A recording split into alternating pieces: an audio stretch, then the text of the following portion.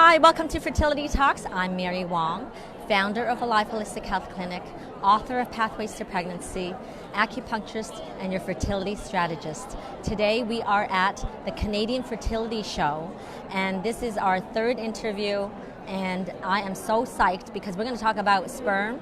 And before we get into the deep dive about how sperm travels outside of the body, I'm going to introduce to you Haimant Bessessar. Thank you so much for being here. Thank you for having me here. So Haimant is the president of Can-Am Cryo Services, a donor egg and sperm bank located in Hamilton that is committed to providing quality donor gametes, meaning eggs and sperm, to patients across Canada. So specifically you deal with Canada? Yes, okay. Only Canada. Okay, great. So the reason why I thought this would be a great topic is, so some people need sperm and some people need to freeze sperm, right? And so I'm going to just say it for myself. It's like there could be fear around that. It's like, how well does it work? Can we trust it? So Haimant is going to basically dispel our fears, which I'm going to love to hear about this. Okay. So the very first thing is, when it comes to sperm donor, first of all, how do we find sperm donors? So the sperm donors that we have is the profiles are available on our website. So prospective clients can go to canamcryo.com, search our database, and we have sperm from many suppliers from the US. And when they search our database, it pulls that information from all the suppliers into one database. So it's a single search, and all the information is available online. That's awesome. So you don't actually have to go through different agencies to... Okay, that's something totally new for me. See, I'm learning. And so why is it in the US? The sperm comes from the US because the Canadian regulations since 2004 prohibit payment to donors. So it's illegal to buy sperm, to pay a donor in Canada for sperm samples. So because of that, all the sperm banks in Canada closed down in 2004, 2005, and since about that time, all the sperm is imported from outside of Canada. Okay, and I know that, today we're talking about sperm, but I know that you also do with egg donation as well. Yes, we've been importing donor eggs from the US since 2013. Yeah, okay, so, and there's a lot more of that going on too nowadays. But, so let's talk about screening and safety. Yeah, so the donors in the US have to meet the US FDA regulations, and they also have to meet the Health Canada regulations. So Health Canada, up until February 4th of this year, we were governed under the semen regulations. The semen regulations came into force in 1996. There were some amendments to the Assisted Human Reproduction Act in 2004. So this is the first time in 20 years that we've had new regulations, and they're very exciting because the new regulations will be in line with regulations in the US. The benefit of that is that patients will have access to more donors to select from. Okay, great. And then so when you say more donors to select from, like how do we know how to select the donors? Like what's the process? Go through that a bit. Yeah, well, yes. So when the patients go on the database or on the canamcryo.com site, what they'll see is the donor's height, weight, ethnic background, likes, dislikes, favorites, and then there's extensive profiles in the donors. So for example, the medical profiles in the donors can be as long as between 10 to 20 pages long. Gives you a 3-generational history on the donor, medical information on the donor, parents and grandparents and siblings. There's also personal profiles on the donors, can range up to 40 to 50 pages long, and it tells you everything that you want to know about the donor and even things that you may not want to know. So some of the information that they have is the hat size of the donor, the feet size, the shape of the ears, whether the earlobes are attached or detached, shape of the nose, size of the fingers, in-C measurements, waist measurements, lots of information. And one question I always get is there a penis size in these profiles? And the answer is no, there is no penis size. So it's not a dating site. Yeah. You're choosing a donor to have a child with. Wow, that's amazing. I love that. They should have that in there, right? Like for some people it might be important. It might be important. Okay, well then how about, let me see here. Let's say you're a guy in university and there is some kind of compensation for the US donors. Yes. In the U.S., the donors can be paid, as I mentioned. In Canada, you can reimburse for receipted expenses. And that's a really difficult process. So in the U.S., the compensation, the payment to donors can range from $50 to maybe $100 per ejaculate. Okay. And the donors, based on the sperm count and abstinent number of days of abstinence, can donate 2 to 3 times a week. Wow. Yeah. So, right, because for people that don't know, when you're trying and you have to cryopreserve them, it's not like you just stick the whole thing in one vial, right? No. So what happens is each ejaculate that's produced is assessed by what's called a semen analysis. Yes. So in that analysis, they look at the concentration of the sample, the volume of the sample, and how many sperm are swimming in the sample. So you get an idea of if the sample is worth freezing. Now, when you freeze sperm, you lose between 30 to 50% of the motility. So that's the ones that are swimming. So not all ejaculate or sperm samples freeze well. So it's a long process to go through to be a donor. And part of that process is the semen analysis and the freezing and the thaw. Right. process. So then there's got to be some parameters into how they're Exactly. accepted. Exactly. So what is the acceptance rate? The acceptance rate of sperm donors is less than 1%. So only about 1 in 200 men are accepted as sperm donors, which is a really, really low number. That is a really low number. Right. So is there like plenty of sperm samples then? They is are. that a So shortage? There's not a shortage because these commercial sperm banks outside of Canada screen thousands of donors. These are large companies that have multiple locations. Right. Because the acceptance rate is so low, what you guarantee is to have sperm that has quality.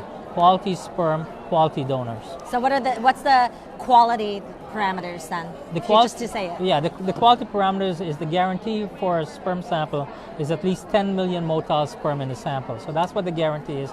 The research has shown that all you need for an intrauterine insemination is about 5 million motile sperm. Right. Yeah, but not natural. So it's not like you can no. thaw it out and then start using a home self-insemination, right? You can thaw. In the U.S., home insemination is quite common. In Canada, it's not common. And one of the reasons is that the Canadian regulations have a provision for traceability. And what that means is that Health Canada wants to know who's actually using the sample. And if you ship to a patient's home, you don't know who's using the sample. So that's one of the reasons. Oh, right. That's one of the reasons that home insemination in Canada is not as big as in the U.S. But in the U.S., there is home insemination. Depending if they're doing an intravaginal insemination, the pregnancy rate might be lower. Okay. So then the next question is going back. We're going to circle back because in the profile you said there's about 20 pages plus of information. But how about pictures?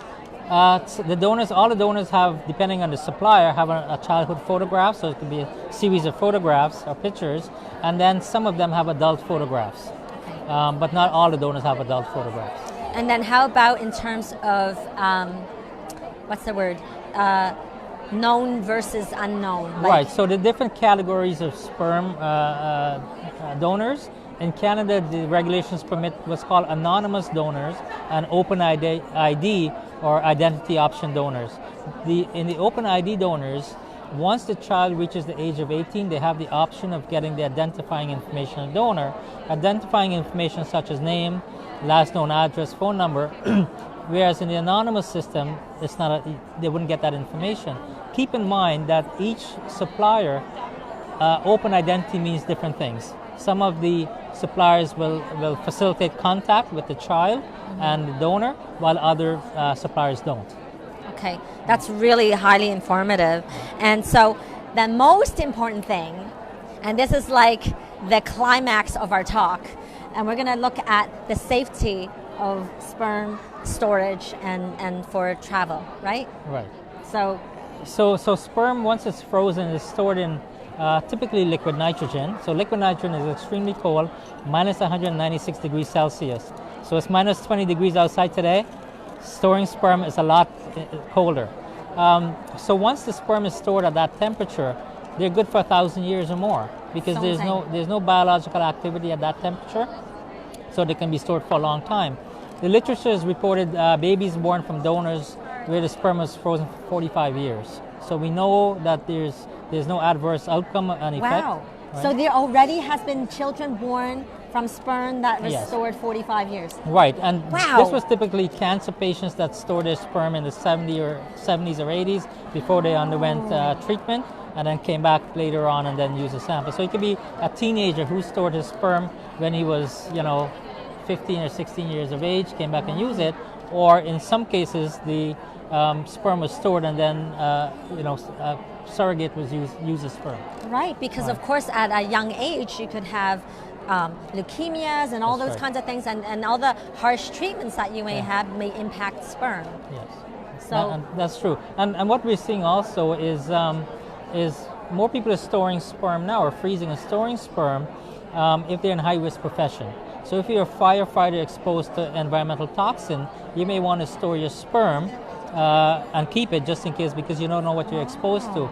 We also see patients when there was a Zika epidemic that would freeze their sperm, and then if they have to travel to a Zika infected area, then they can come back and use their oh sperm. my gosh, that is brilliant. Okay, can I tell you, I totally did not think of that, and what a great strategy. So I'm going to have to remember this and tell patients, because the question is, when you're trying to conceive, you're like, oh, do we go on vacation? Because now I have fear about, oh gee, now we can't even try after we come back because we want to go to this country that has Zika. Yes, right? Exactly. So that's brilliant. Yes. And we see increasingly also is that men who are, they have built their family and they want to have a vasectomy. So then they would freeze their sperm because you don't know in the future, and then they would store it.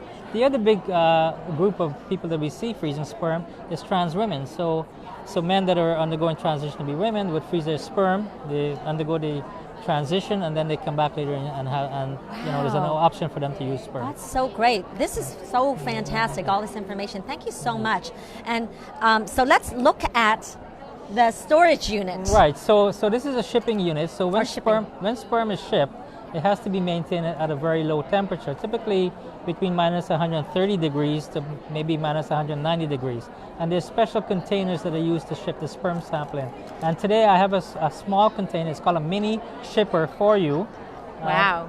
So it's a small container, looks like this. And Maybe stand up so we can actually just see the containers, and then let's have a little look. you can see the container. Wow. The container has this device here. It's called a temperature sensor. So it leads in here, so you can actually tell what the temperature inside this container is. So if I push this button, it tells me the temperature inside this container is minus 179.8 degrees. That is cold. So this container was filled with liquid nitrogen. And Okay, right, you gotta let people see. I see the smoke. right. So if you see the smoke, that's Whoa. smoke. So that's the liquid nitrogen Okay. vapor that the samples are shipped in. And this container can be used to ship sperm as well as eggs. So an embryo, so any kind of frozen material. Right. This container can be So shipped in eggs, this container. sperm, and eggs can be shipped in this, and they're in different little. Little goblets or vials and tubes, Okay. and you can put multiple samples in the container. Wow. Okay. So then safe, right? Like, I Safe. mean, Very safe to of ship. course, we didn't have to use anything like this, but let's say we did. There's fear around the transport. Like, Right. so let's say, the sperm comes from a really hot place, or it's in the middle of summer, and like you want to stick it on a plane. Do we fear? There's no fear because these containers come in different sizes. So this container I have here today would guarantee to keep the sample frozen for at least 5 days. There are larger containers that can keep the sample frozen for weeks, 2 to 3 weeks. So depending on the time of the year or where the sample is coming from and the environmental conditions, we can use a different dry shipper to ship them in. Awesome. Thank you so much for this insightful chat, and it's highly informative. I want everybody to watch this now. And so just any last words of advice when people are navigating this journey? Yes, I mean, there's lots of information on the website. You can get easily confused with donors with similar numbers. So make sure you take your time, sit down. If you get overwhelmed, put it aside and come back and make an informed decision. We're always available to answer questions. There's no cost. We do free donor consultations. So if you want to call us, we'll answer all your questions that you have. And if you want to come into our offices, we will. You can also come into our office. Our company is Canam Cryo Services, and we're located in Hamilton. And the website is canamcryo.com. Thank you. And then for more Fertility Talks. Please visit us on YouTube now, which is at Mary Wong Acupuncturist. Spell acupuncturist with 1 C, please, and then you'll find me. Just click on all the videos, subscribe, tons of videos. Otherwise, right now it lives on Alive Holistic Health on Facebook as well as Instagram. So follow us, be with us, and in the next hour we're going to have another chat, okay? So we'll see you guys real soon. Take care. Thank you. Thank you so much. Take care. Haimant. Thank you.